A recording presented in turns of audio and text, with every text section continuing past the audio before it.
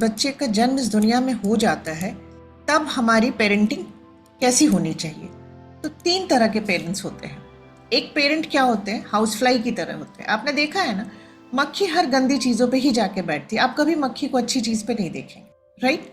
तो उसको हम लोग कहते हैं हाउस फ्लाई पेरेंटिंग। मतलब ये पेरेंट क्या करते हैं ना, इनको क्या लगता है अगर मैं अपने बच्चे की तारीफ कर दूंगा या कर दूंगी तो मेरा बच्चा बिगड़ जाएगा, उसको नज़र लग जाएगी। बहुत सारे अपने अपने बिलीव्स होते हैं लोगों के। तो वो क्या करते हैं, पूरे टाइम उसको बुरा बोलते रहते, तुम ज़िंदगी में कुछ नहीं कर सकते, तुम मत पढ़ो, तुम्हारा दोस्त आगे बढ़ेगा, तुम ऐसे ही रह जाओगे।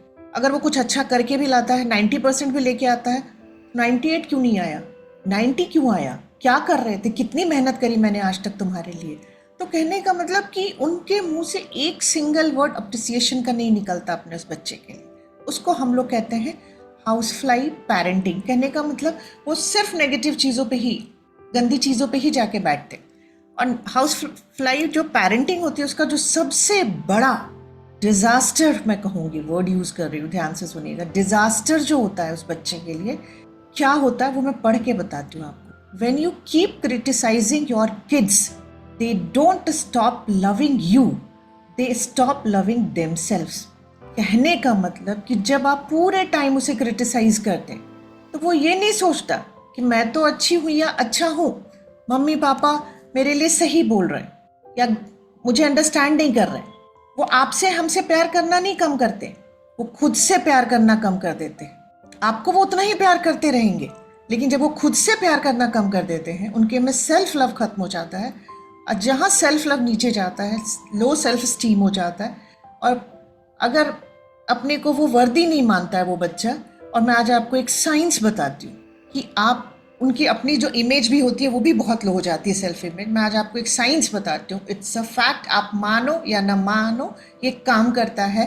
वो ये कि अगर आपके बच्चे का सक्सेस डिपेंड करता है उसकी सेल्फ इमेज की साइज पे। वो अपने बारे में क्या सोचता है, उसकी इमेज, सेल्फ इमेज की जितनी बड़ी होगी वो उतना सक्सेस को अटेन करेगा अपनी लाइफ में। और अगर सेल्फ इमेज उसकी जो साइज है वो लो है, कम है, छोटी है, तो वो उतने ही लेवल का सक्सेस अचीव करे। तो आज आपको लगता है कि मेरा बच्चा इतना मेहनत कर रहा है बट वो लेवल को टच नहीं कर रहा है, तो आप उसकी सेल्फ इमेज को चेक करिएगा। और उसकी सेल्फ इमेज को किसी ने नहीं नुकसान पहुंचाया होता, हम पेरेंट्स ने ही नुकसान पहुंचाया होता, फिर हमारे फैमिली के अदर मेंबर्स ने नुकसान दिया होता। फिर जब वो स्कूल में जाता है तो टीचर बताते, इसको हम डिटेल में आगे आज जानेंगे। सेल्फ इमेज एक अलग टॉपिक ही है हमारा इस सेशन का। लेकिन जो मैं आपको बता रही हूँ कि हाउस फ्लाई पेरेंटिंग का जो सबसे बड़ा ड्रॉबैक कह लीजिए या डिजास्टर होता है हमारे बच्चे की लाइफ में, कि वो खुद से प्यार करना छोड़ देते हैं। क्योंकि उनको ये पता चल जाता है कि मैं बहुत बुरी हूँ या बहुत बुरा हूँ। और जिस दिन बच्चे ने खुद से प्यार करना छोड़ दिया ना, आप उससे कुछ नहीं पा सकते, क्योंकि वो उसी प्यार के लिए हर जगह ढूंढेगा, उसको हर जगह वैलिडेशन चाहिए होगा, उसमें कोई डिसीजन मेकिंग नहीं होगा, वो डिसीजन नहीं ले सकेगा, इमोशनली अनस्टेबल होगा, वो हर की बात को अपने दिल पे लेगा, हर हर्ट को अपने अंदर स्टोर करेगा। तो हाउस फ्लाई पेरेंटिंग अगर कोई भी करते हैं आज के बाद से, तो बंद कर दीजिएगा उसको, राइट।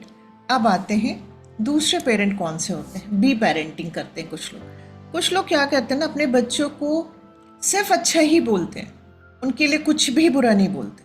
वो गलत भी करते तो कोई बात नहीं, जाने दो, करने दो, हम तो बहुत पॉजिटिव माइंडसेट के, हम तो पॉजिटिव ही बोलेंगे। नहीं, फिर उस बच्चे को ना सुनने की आदत नहीं रह जाती है, फिर उसको कोई टोके वो उसकी हैबिट नहीं बन पाती है, कोई उसे अगर गलत ठहराए तो वो उसको एक्सेप्ट नहीं कर पाती।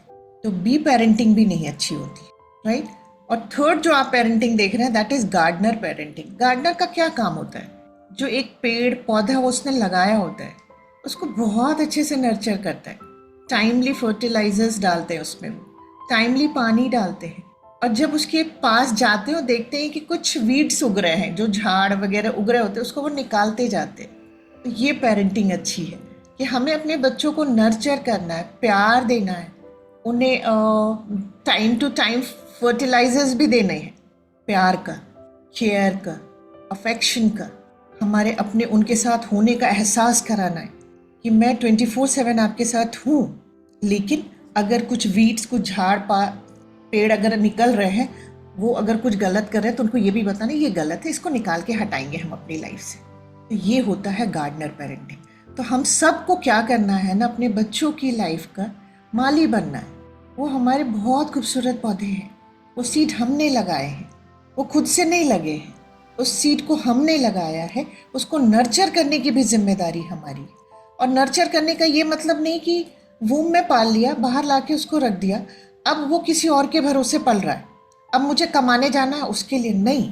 मैं आज एक रिक्वेस्ट करूंगी सबसे कि 5 years तक अपने बच्चों को अपना टाइम दे दीजिए। उसके बाद आपको अपने बच्चे पे बहुत ज़्यादा मेहनत करने की ज़रूरत नहीं पड़ेगी। 9 months इन द वूम, और उसके बाद 5 to 7 years, मैं कहती हूँ मिनिमम 5 years दे दीजिए।